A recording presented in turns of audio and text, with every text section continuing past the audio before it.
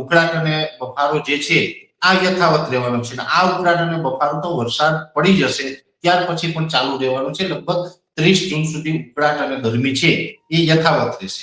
સાથે અત્યારે અમુક જગ્યાએ પ્રી મોન્સૂન એક્ટિવિટીના ઝાપટા પડી રહ્યા છે, જે સીમિત વિસ્તારોમાં છે. એ પણ દક્ષિણ ગુજરાત અને સૌરાષ્ટ્રના છૂટાછવાયા ગ્રામ્ય વિસ્તારમાં એકલ દોકલ સેન્ટરની અંદર આ ઝાપટા પડવાની શક્યતાઓ છે.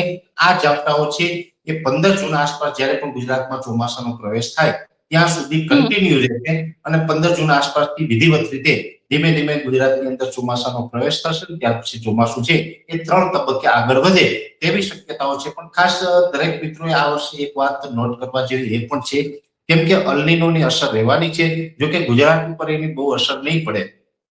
ઉત્તર ભારત અને જે પૂર્વ ભારતના ભાગો છે એમાં થોડીક વધારે નેગેટિવ અસર રહેવાની છે.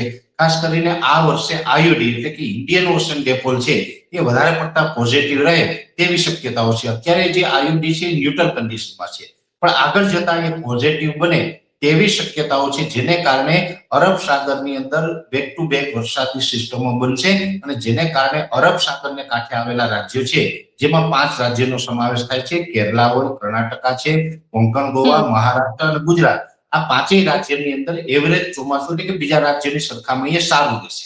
પણ એક વાત એ પણ છે બેન અહીંયા કે છેલ્લા 5 વર્ષથી આપણે વરસાદની માત્રા 100% કરતા વધારે રહી છે, જેમાં 109% થી લઈ અને 140% સુધીના વરસાદ છેલ્લા 5 વર્ષની અંદર નોંધાયા છે. ગયા વર્ષે સૌથી ઓછો વરસાદ ગણી શકાય 2025ના ચોમાસા દરમિયાન 109% વરસાદ હતો. તો એ છેલ્લા 5 વર્ષની સરખામણી એવરેજ ઓછી છે, છતાં પણ 100% કરતા તો વધારે હતા. હવે આ વર્ષે એવું બનવા જઈ રહ્યું છે કે ગુજરાતની અંદર કદાચ 92 થી લઈ અને 95% સુધીનો વરસાદ પડે.